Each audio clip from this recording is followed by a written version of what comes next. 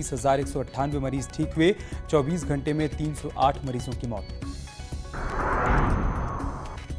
झांसी में तेलंगाना एक्सप्रेस से मिला हथियारों से भरा बैग, 5 बंदूकें और कारतूस बरामद। कश्मीर के लाइसेंस पर हैं 2 हथियार।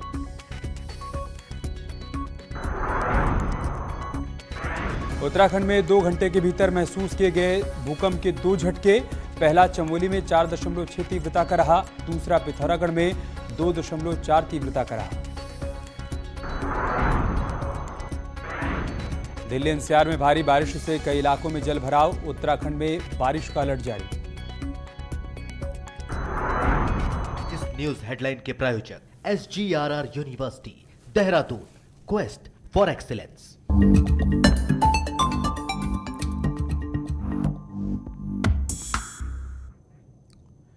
नमस्कार, बुलेटिन की शुरुआत करते हैं आज की 4 बड़ी खबरों के साथ। पहली बड़ी खबर यह कि आज राष्ट्रपति रामनाथ कोविंद प्रयागराज के दौरे पर हैं। राष्ट्रपति कोविंद नेशनल लॉ यूनिवर्सिटी की आधारशिला रखने वाले हैं। इसके अलावा कई कार्यक्रमों में वो शिरकत भी करेंगे। राष्ट्रपति करीब 6 घंटे तक शहर में मौजूद रहेंगे। इस दौरान वो इलाहाबाद हाईकोर्ट बार एसोसिएशन और राज्य सरकार की ओर से संयुक्त रूप से आयोजित होने वाले 3 कार्यक्रमों में शिरकत करेंगे। वहीं आज बीजेपी बूथ विजय अभियान की शुरुआत करने वाली है। शाम 4 बजे बीजेपी अध्यक्ष जेपी नड्डा प्रदेश के 27,700 शक्ति केंद्रों में से किसी एक बूथ पर जाएंगे। बूथ विजय अभियान विधानसभा चुनाव तक 3 चरणों में चलाया जाएगा।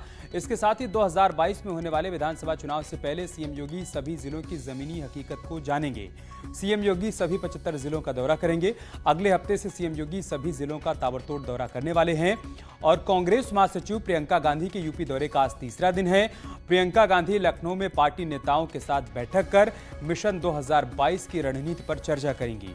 प्रदेश के अलग अलग इलाकों से आए कांग्रेस कार्यकर्ताओं से प्रियंका के मिलने का भी कार्यक्रम तय किया गया है। शुरुआत करते हैं एक बड़ी खबर के साथ जो प्रयागराज से है, जहां पर घूरपुर थाना क्षेत्र के चंद्रभानपुरा गांव में जमीन के विवाद में 2 पक्षों के बीच पथराव हुआ है। एक पक्ष पर हवाई फायरिंग करने का आरोप लगा है। पुलिस ने एक लाइसेंसी असलाहा बरामद किया है। मौके पर पहुंची पुलिस टीम के साथ धक्का मुक्की भी हुई है, जिसके बाद थाने से भारी संख्या में फोर्स पहुंची है और हालात को काबू पाया गया। दोनों पक्ष के कई लोगों को पुलिस ने हिरासत में लिया है। पहले भी जमीन विवाद को लेकर दोनों पक्षों के बीच मारपीट हो चुकी है। 2 तस्वीरें हम आपको दिखा रहे हैं। पहले जब पथराव हो रहा था, पहली तस्वीर में आप वो देख सकते हैं, दोनों पक्ष आमने सामने आ गए, एक दूसरे पर जमकर पथराव किया है। धक्का मुक्की हुई पुलिस टीम के साथ जब पुलिस वाले वहां पर पहुंचे पूरे मामले को शांत करवाने के लिए। और प्रयागराज से हमारे सहयोगी ज्योतिराव फुले इस वक्त हमारे साथ जुड़ चुके हैं। ज्योतिराव, क्या जानकारी इन तस्वीरों के बारे में? जी अमित, अभी ये जो हालात हैं दोनों पक्षों का वो शांतिपूर्ण हो गया है। पुलिस वहां पर पहुंच करके पूरे मामले को शांत कर रही है। इसके बाद दोनों पक्ष के जो लोग थे उनको पकड़ करके थाने ले गई है और वहां पर जो विधिक कार्रवाई है वो की जा रही है। इसके साथ ही जो गांव के लोगों का जो आरोप है कि वहां पर हवाई फायरिंग की गई है, तो वो वहां पर जो मौका वारदात से पुलिस को असलाहा भी बरामद हुआ है। इसके बाद पुलिस इसकी गहनता से जांच कर रही है कि असलाहा कहां से आया। हालांकि जो प्रथम दृष्टिया है वो लाइसेंसी असलाहा की बात सामने आ रही है, लेकिन पुलिस जो है उसको जब्त कर ली है। पुलिस जब बीच बचाव करने पहुंची, 112 की पुलिस पहुंची थी, तो उसके साथ धक्का मुक्की की गई। इसके बाद पुलिस वालों ने 112 ने जो सूचना दी तो भारी संख्या में फोर्स पहुंची। जी अमित, शुक्रिया आपका हमारे साथ जुड़ने के लिए ज्योतिराव और तमाम जानकारी हम तक पहुंचाने के लिए।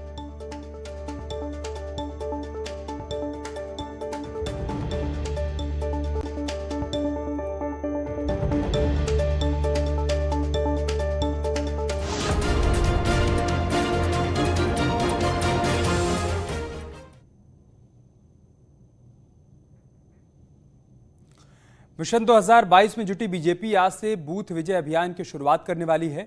शाम 4 बजे बीजेपी अध्यक्ष जेपी नड्डा प्रदेश के 27,700 शक्ति केंद्रों में से किसी एक पर जाएंगे। वहीं दूसरे शक्ति केंद्रों के कार्यकर्ताओं को वर्चुअल रूप से संबोधित करेंगे। बीजेपी का बूथ विजय अभियान विधानसभा चुनाव तक 3 चरणों में चलाया जाएगा। पहले चरण में बूथ समितियों का सत्यापन के साथ साथ पन्ना प्रमुखों के लिए अभियान चलाया जाएगा और दूसरे चरण में वोटर के बीच संपर्क सदस्यता अभियान चलेगा। मतदाता सूची ठीक करने और लाभार्थियों से मुलाकात का भी अभियान चलाया जाएगा। तीसरे चरण में बूथ पर्ची सत्यापन और वोटर बढ़ाने का लक्ष्य रखा गया है।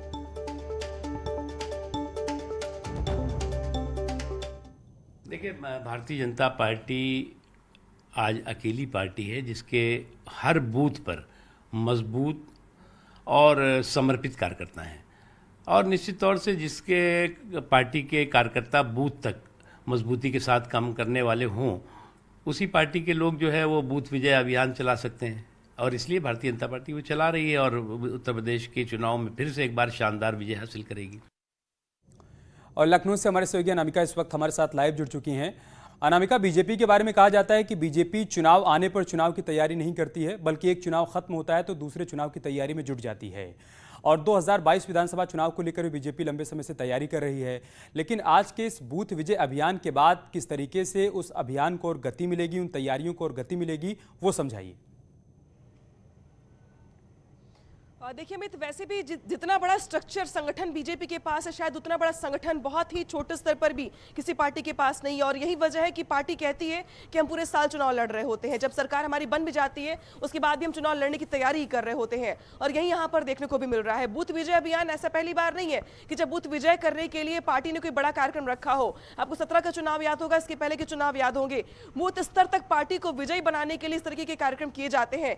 इससे भी बड़ी बात अगर देखा जाए तो बूथ विजय अभियान को सक्सेस करने के लिए पन्ना प्रमुख बनाए जाते हैं।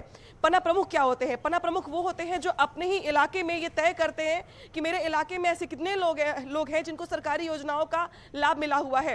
उनका डेटा तैयार करते हैं, उनको कन्वर्ट करते हैं अपने वोटरों में। इसके अलावा बूथ विजय अभियान के तहत बूथ पे जो भी दिक्कतें खामियां आती हैं, जैसे कि अगर कोई लड़का 18 साल से ऊपर जा रहा है, वो वोटर लिस्ट में शामिल करना है, उसको शामिल नहीं हो पाया है, तो प्रॉपर अभियान के तहत उसका नाम शामिल करवाया जाता है। अगर कोई कंप्लेंट करता है कि भाई मेरे वोटर आईडी कार्ड में ये दिक्कत हो गई है, तो उसकी विसंगतियों को दूर किया जाता है। यानी कि प्रॉपर बूथ को विजय करने के लिए वैसे तो सभी पार्टी विधानसभा वार समीक्षा करती हैं और तैयारियां करती हैं, लेकिन पार्टी का ये मानना है कि जब हमारा बूथ मजबूत होगा तो हमारा यूथ मजबूत होगा, हमारा यूथ मजबूत होगा तो हमारे कार्यकर्ता मजबूत होंगे और हमें चुनाव में जीत मिलेगी। तो ये बीजेपी की स्ट्रेटेजी का हिस्सा है। और सबसे बड़ी बात देखिए आप कि एक बूथ पर बात करने के लिए पार्टी के राष्ट्रीय अध्यक्ष सामने आते हैं। एक बूथ पर बात करने के लिए पार्टी के राष्ट्रीय अध्यक्ष 27,700 शक्ति केंद्रों को लोगों संबोधित करते हैं। अब शक्ति केंद्र को समझिए आप, शक्ति केंद्र पहले सेक्टर हुआ करते थे, बीजेपी पहले सेक्टर बनाया करती थी, उसको बाद में शक्ति केंद्र का नाम दिया गया कि यही हमारी शक्ति है जो बूथों तक जाती है, जो बूथों को मजबूत बनाती है। तो उन शक्ति केंद्रों को पार्टी के राष्ट्रीय अध्यक्ष जेपी नड्डा संबोधित करते हैं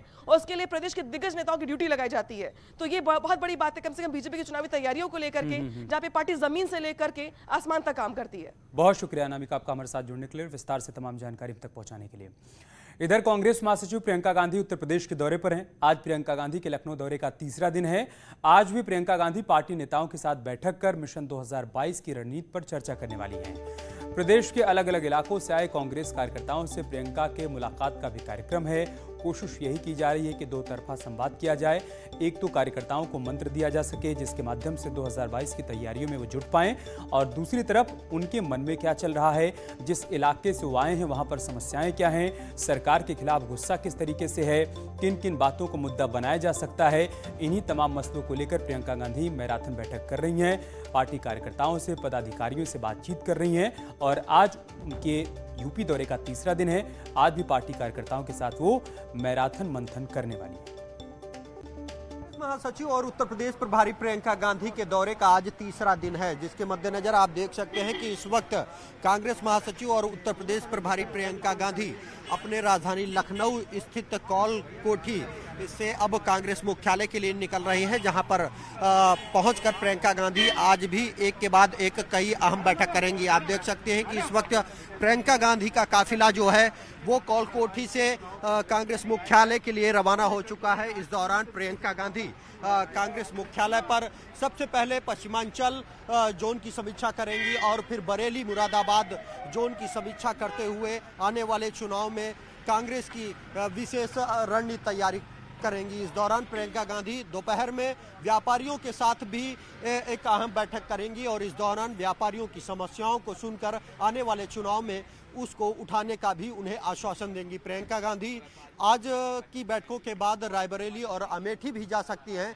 जिसकी तैयारी की जा चुकी है। ऐसे में आज दौरे के तीसरे दिन भी प्रियंका गांधी एक के बाद एक कई बैठक कर 2022 की रणनीति बनाते हुए नजर आएंगी। कैमरामैन अनिल के साथ राजीव प्रताप सिंह, न्यूज 18 लखनऊ।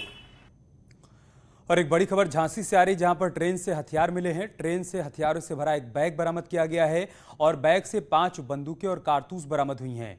कश्मीर के लाइसेंस पर 2 हथियार हैं। राजौरी के रहने वाले शख्स के नाम पर यह लाइसेंस है। 2 नामजद और 1 अज्ञात के खिलाफ केस दर्ज किया गया है। तेलंगाना एक्सप्रेस से ये हथियार बरामद किए गए हैं, जिसके बाद से सुरक्षा एजेंसियां सक्रिय हो गई हैं।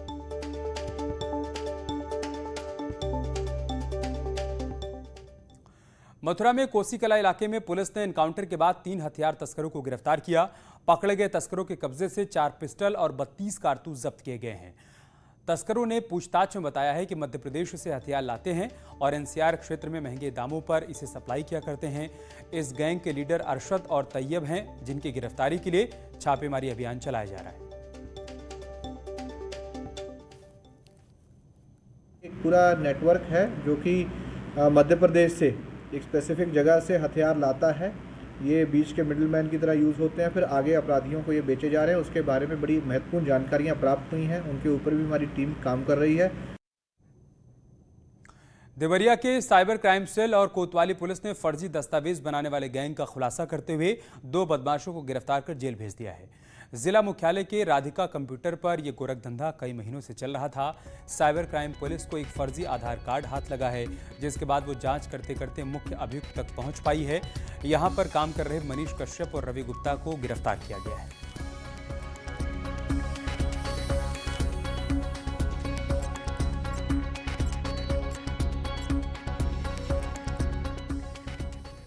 एक ऐसे गैंग का पर्दाफाश हुआ है जो लोगों को फर्जी मार्कशीट्स, फर्जी वेरिफिकेशन फॉर्म्स, फर्जी लाइसेंस, फर्जी आधार कार्ड आदि बनाने का काम करते हैं। ये दोनों अभियुक्त इसी जनपद के सिंधी मिर कॉलोनी के रहने वाले हैं, मनीष कश्यप और रवि गुप्ता। इन अभियुक्तों की गिरफ्तारी कर इनके विरुद्ध नियमानुसार विधिक कार्रवाई कराई जा रही है। तो ये बड़ी खबर देवरिया से आई है। साइबर क्राइम सेल और कोतवाली पुलिस ने फर्जी दस्तावेज बनाने वाले गैंग का खुलासा किया है और पुलिस अधिकारियों का कहना है कि अब आगे जांच पड़ताल की जा रही है और जो लोग भी इसमें शामिल होंगे उन सभी पर कार्रवाई की जाएगी। अमरोहा में वन विभाग ने कड़ी मशक्कत के बाद आखिरकार तेंदुए को पिंजरे में कैद कर लिया। वन विभाग काफी समय से पिंजरा लगाकर तेंदुए का इंतजार कर रहा था। पहले भी इसी जगह पर तेंदुआ मिला था। पिंजरे में बंद तेंदुए को देखने के लिए गांव वालों की भारी भीड़ इकट्ठा हो गई। अमरोहा की तस्वीरें हम आपको दिखा रहे हैं। ग्रामीणों में दहशत का माहौल था अभी तक और इस तेंदुए को पकड़ने के लिए वन विभाग की तरफ से पिंजरा लगाया गया था। कई दिनों से वन विभाग की टीम तेंदुए का इंतजार कर रही थी कि पिंजरे में आकर कैद हो, जिसके बाद उसको ले जाकर जंगल में छोड़ा जा सके। लेकिन फिलहाल आज कामयाबी मिल पाई है जब तेंदुए को इस पिंजरे में कैद किया गया है।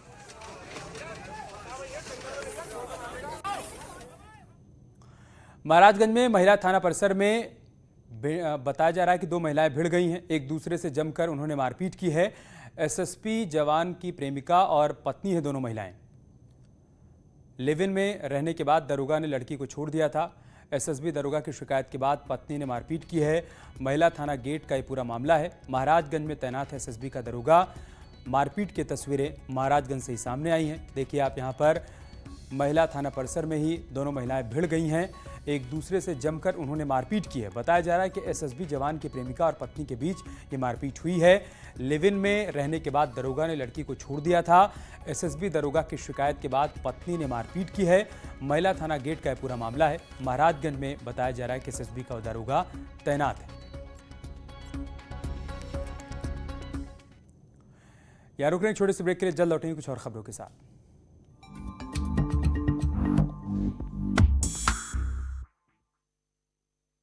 के भाई पर लगा एक युवक के साथ मारपीट करने का आरोप। आजमगढ़ में नर्सिंग होम में भर्ती महिला से रेप, कंपाउंडर पर लगा महिला के साथ दुष्कर्म करने का आरोप। शिकायत पर पहुंची आरोपी कंपाउंडर गिरफ्तार। फर्रुखाबाद में एक शख्स ने चाकुओं से गोदकर पत्नी को किया घायल। कुछ दिन बाद पर्दे से लटका मिला शख्स का शव।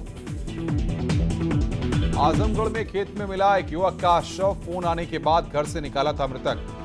परिजनों में मचा कोहराम।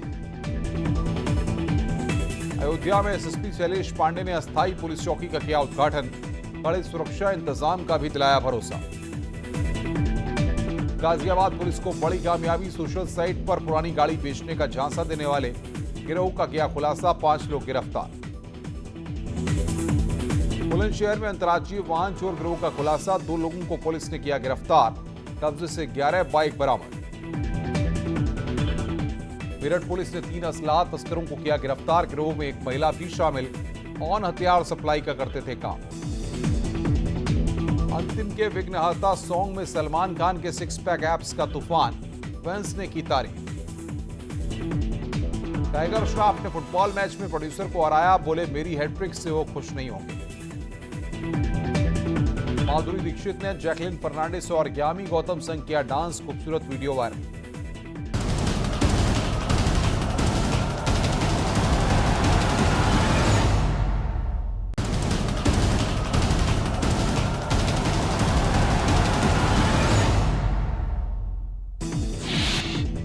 प्रयाग के सरोबगढ़ में आसमानी तांडव, सड़क पर आए भारी बोल्डर और मलबा, सड़क पर गाड़ियों की भयावह हालत। टनकपुर पिथौरागढ़ हाईवे स्वाला के पास फिर से बंद। चंपावत में टनकपुर चंपावत हाईवे फिर बंद, मलबे में फंसी कार, यात्रियों को हो रही है परेशानी। बांदा में रेलवे अंडरब्रिज की दीवार गिरी, बाल बाल बची लोगों की जान, घटना का लाइव वीडियो आया सामने।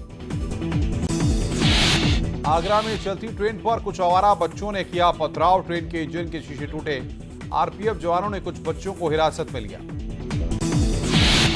ददौरी में मुगलसराय स्टेशन पर यात्रियों का हंगामा, ट्रेन की एसी खराब होने पर भड़के, आरपीएफ जवानों ने लोगों को समझाया।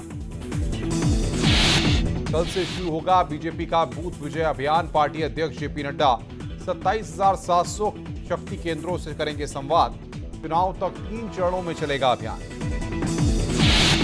मिशन 2022 के लिए प्रियंका गांधी ने बनाई रणनीति, मजबूत जनाधार वाले नेताओं को जल्द दिया जाएगा टिकट। 12,000 किलोमीटर की प्रतिज्ञा यात्रा से जनता को बताई जाएंगी पार्टी की नीतियां। बाराबंकी में ओवैसी के खिलाफ एक और केस दर्ज, तिरंगा फहराने के बजाय लपेटने का आरोप, कार्यक्रम के आयोजकों पर भी एफआईआर।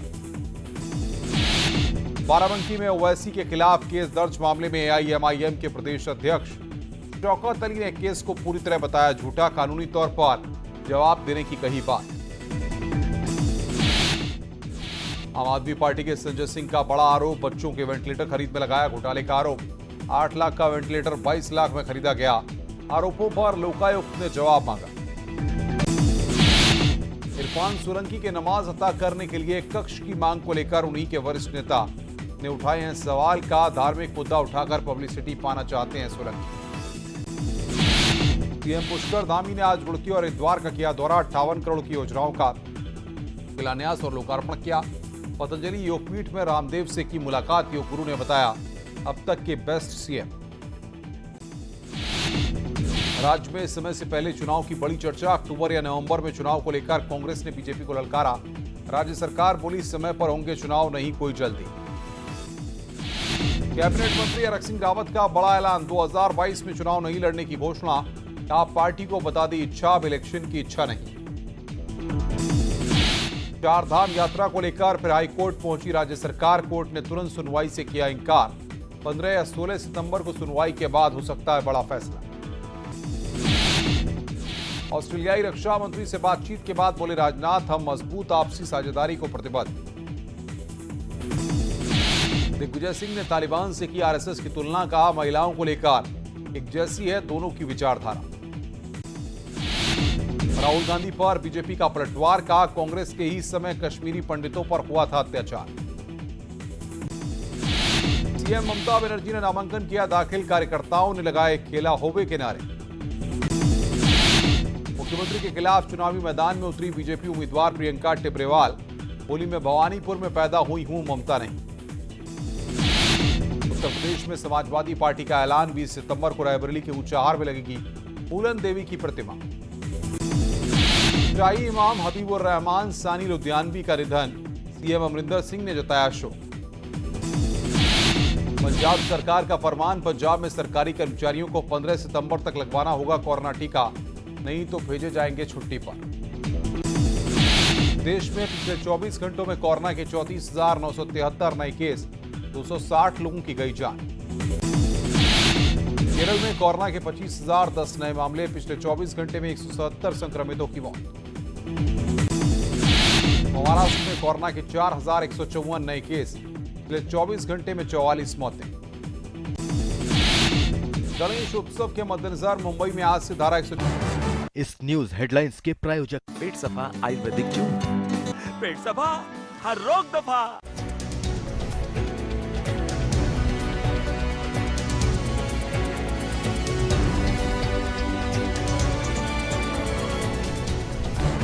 इस न्यूज हेडलाइंस के प्रायोजक पेट सफा आयुर्वेदिक जून, पेट सफा हर रोग दफा।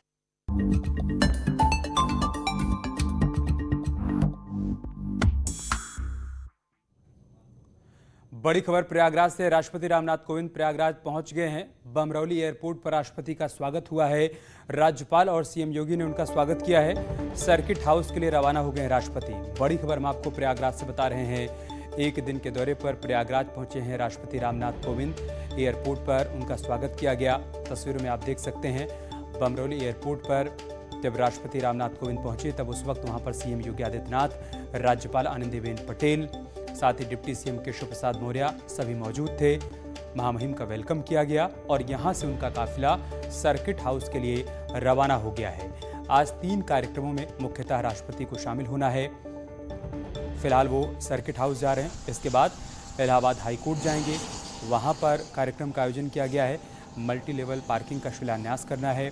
इसके अलावा प्रयागराज में ही आज नेशनल लॉ यूनिवर्सिटी की आधारशिला भी रखने वाले हैं महामहिम, और साथ ही साथ पश्चिम बंगाल के पूर्व राज्यपाल केशरीनाथ त्रिपाठी से आज मुलाकात भी करेंगे। लेकिन ये उस वक्त की तस्वीरें हम आपको दिखा रहे हैं जब वो बमरौली एयरपोर्ट पहुंचे, वहां पर उनका स्वागत हुआ, अभिनंदन हुआ और यहां से महामहिम सर्किट हाउस के लिए रवाना हो गए हैं।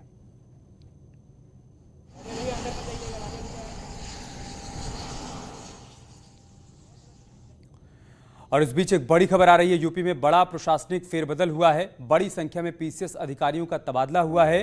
विश्वभूषण मिश्रा एडीएम प्रशासन बनाए गए हैं लखनऊ के। हिमांशु कुमार गुप्ता एडीएम टीजी लखनऊ बनाए गए हैं। अमित कुमार एडीएम रायबरेली बनाए गए हैं। पंकज कुमार वर्मा एडीएम एफआर महाराजगंज बनाए गए हैं। प्रदीप कुमार सिटी मजिस्ट्रेट बनाए गए हैं बलिया के, जबकि विनीत सिंह एडीएम बने हैं गोरखपुर के। नागेंद्र सिंह एडीएम एफआर बने हैं देवरिया के। इसी तरीके से प्रदीप वर्मा मजिस्ट्रेट बने हैं अलीगढ़ के और Shailendra Kumar Singh OSD Yamuna expressway authority के हैं। विपिन कुमार एडीएम सिटी गाजियाबाद बनाए गए हैं। अनामिका हमारे साथ जुड़ चुके हैं। अनामिका, क्या जानकारी इस बड़ी खबर से जुड़ी हुई? देखिए, बड़े पैमाने पर आज पीसीएस अफसरों के तबादले हुए हैं। बहुत सारे जिलों के एसडीएम और एडीएम दोनों की कार्यभार में बदलाव किए गए हैं। जिला बदला गया है। सबसे बड़ी बात यहाँ पर यह कि ये वो अधिकारी थे जो लंबे समय से एक ही जिले में टिके हुए थे और कुछ अफसर ऐसे भी थे जिनकी शिकायत दी आई थी। तो देश को देखते हुए बड़े पैमाने पर तबादले हुए। पीसीएस हिमांशु कुमार गुप्ता को नगर मजिस्ट्रेट कानपुर में तबादला कर दिया गया है उनका। इसके अलावा पीसीएस अमित कुमार जो अपर नगर आयुक्त थे उनका भी तबादला कर दिया गया है। अमित कुमार को एडीएम रायबरेली बनाया गया है। इसके अलावा पीसीएस पंकज कुमार वर्मा को एडीएम जो एफआर से पहले उनका भी ट्रांसफर कर दिया गया है। पंकज कुमार वर्मा को एडीएम एफआर महाराजगंज बनाया गया है। इसी के साथ विनीत सिंह एडीएम गोरखपुर सिटी बने हैं। नागेंद्र सिंह एडीएम एफआर देवरिया बने हैं। प्रदीप कुमार एसडीएम उन्नाव का भी तबादला कर दिया गया है। उनको मजिस्ट्रेट अलीगढ़ बनाया गया है। तो बम्पर तबादले हुए पीसीएस अफसरों के और जिनके जिले बदले गए, कार्य क्षेत्र में बदलाव किए गए हैं। शुक्रिया आपका हमारे साथ जुड़ने के लिए और जानकारी हम तक पहुंचाने के लिए। और इसके साथ इस बुलेटिन में इतना ही। खबरें जारी हैं, आप बने रहिए हमारे साथ। नमस्कार।